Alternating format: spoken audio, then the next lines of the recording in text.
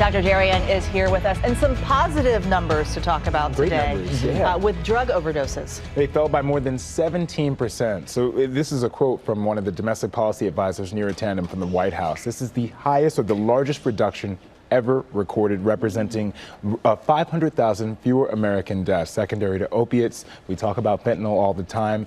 This, unfortunately, is an ongoing crisis, but thankfully, there are movements that are happening that are reducing the risk and saving lives. So is it because of more access to drugs like Narcan and less stigma? Yeah, Narcan is one of them, and I brought it with me because I always think it's so important to talk about. Narcan, discussions about it are so helpful, so important.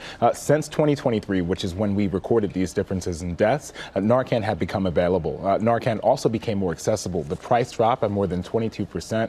It's over the counter. Many people are aware of it. This is a nostril or nasal spray that reverses the acute effects of an opiate overdose. So if you notice that someone might be having an opiate overdose, a simple spray in their nostrils, something that I use in the emergency room, can reverse the effects and save a life. Obviously, you want to call 911, continue to assess them.